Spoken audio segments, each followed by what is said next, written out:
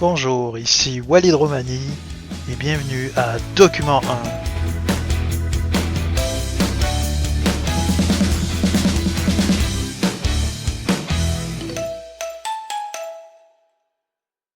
Nous sommes devant une révolution qui est assez terrifiante et à laquelle très peu s'opposent. Pourquoi? Parce qu'ils sont persuadés de devoir multiplier les concessions à cette théorie, mais le problème c'est quand vous achetez un concept dans la révolution racialiste, eh bien, vous achetez le racialisme, vous achetez le privilège blanc, vous achetez racisé, vous achetez racisme systémique, ces concepts viennent en grappe.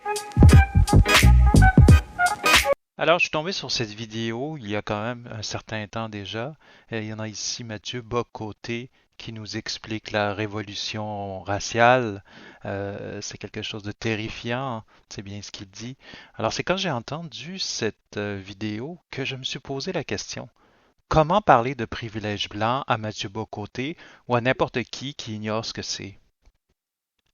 Alors, au moment où j'ai écouté cette entrevue, j'enseignais le français secondaire 4-5 aux adultes à Saint-Jean-sur-Richelieu. En amorce du cours, je voulais qu'en équipe, mes élèves tentent de mettre en commun ce qu'ils savaient du racisme systémique, avant de par la suite regarder une vidéo de RAD, de Radio-Canada, hein, sur le racisme. Pendant la période de plénière, j'ai un élève qui lève la main. Il me dit, Monsieur, je comprends pas cette affaire de privilège blanc. J'ai jamais rien eu de ma vie. Il a toujours fallu que je me batte en vie. Encore aujourd'hui, je dois me battre pour avoir la garde de ma famille. Fuck it.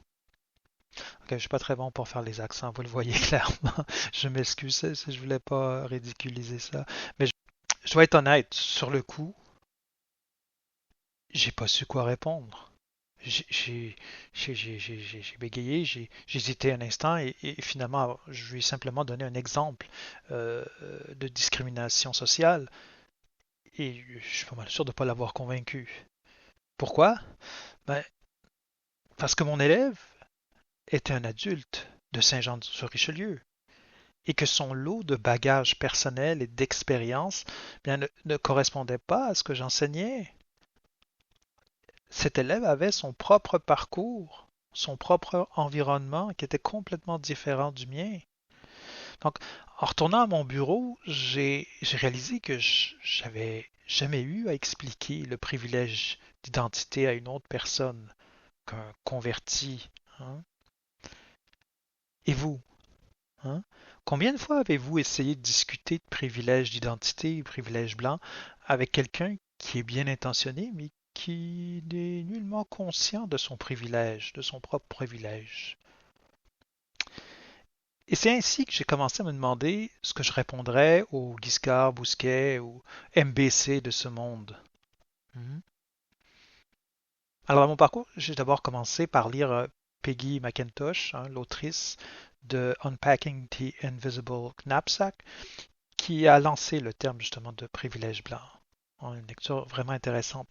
Et ça m'a mené à un de ses collègues, Jimmy Ott, qui est consultant en diversité, en inclusion à Minneapolis et qui justement a écrit un petit guide pour parler du privilège d'identité, hein, qui m'aurait été bien utile à ce moment-là, mais aujourd'hui je vais vous le présenter le plus brièvement possible. Alors on commence tout de suite.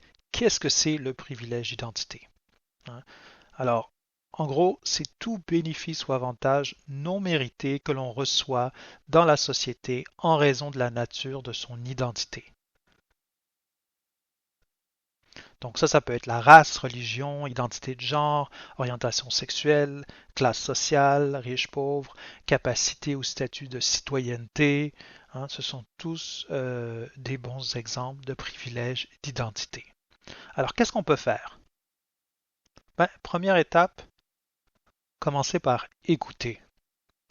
L'un des moyens les plus rapides de désarmer la défensive d'une personne à propos de son propre privilège est de prendre le temps d'écouter les façons dont elle n'a légitimement pas de privilège et de valider ses frustrations.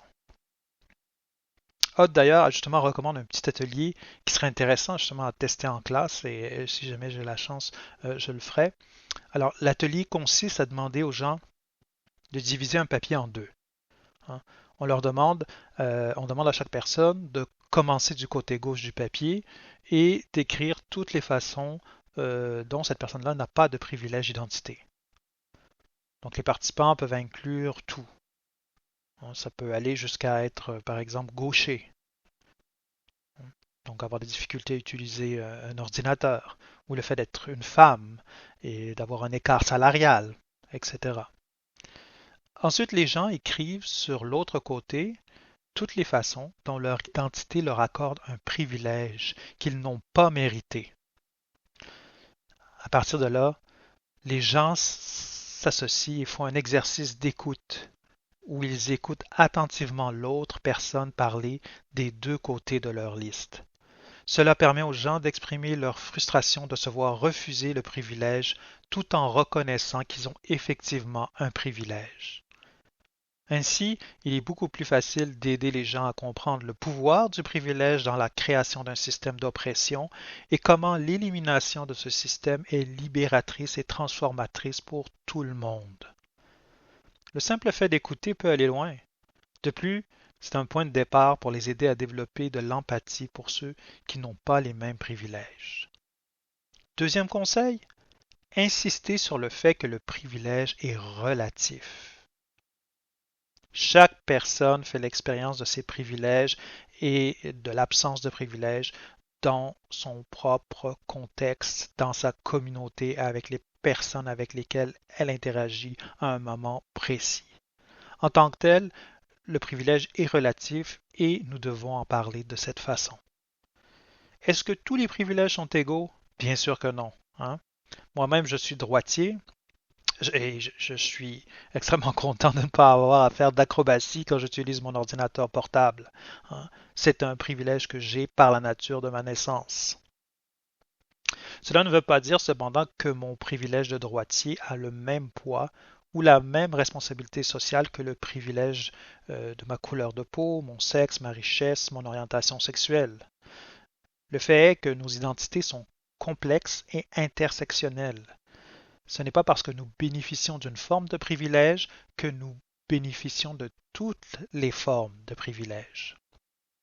Troisième conseil, un système de privilèges et d'oppression nous blesse tous.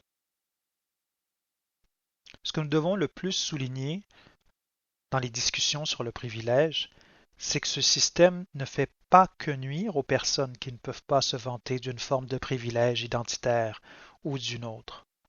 Ça fait mal à tout le monde.